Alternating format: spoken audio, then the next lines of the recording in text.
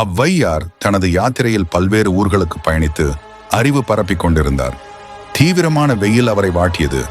ஆதலால் ஒரு நிழல் தரும் மரத்திற்குள் சென்று ஓரளவு ஓய்வெடுக்க நினைத்தார்.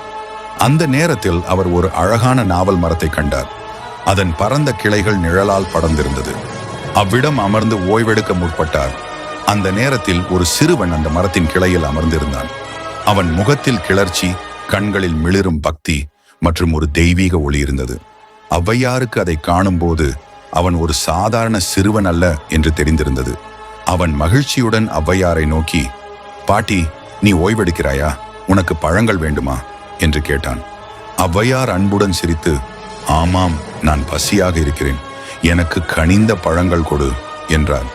முருகன் சிறிது விளையாட்டுத்தனமாக, உனக்கு சுட்ட பழம் வேண்டுமா இல்லை சுடாத பழம் வேண்டுமா என்று கேட்டான். ஔவையார் அதிர்ச்சி அடைந்தார்.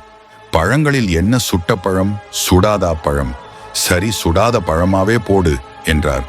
சரி என்று அந்த சிறுவன் மரக்கிளையை உலுப்பினார். அப்போது நிறைய நாவல் பழங்கள் கீழே விழுந்தன. அதை எடுத்த ஔவையார் பழம் முழுவதும் மண் என்று அதை ஊதினார். அப்போது அந்த சிறுவன், என்ன பாட்டி, பழம் சுடுதா என்று கேட்டார்.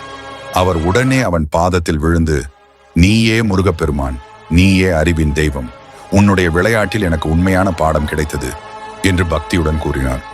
அப்போது முருகப்பெருமான் தனது தெய்வீக வடிவத்தில் புன்னகையுடன், அம்மா, மிகுந்த அறிவு உள்ளவர்களும் இன்னும் புதிதாக கற்றுக்கொள்ள வேண்டும்.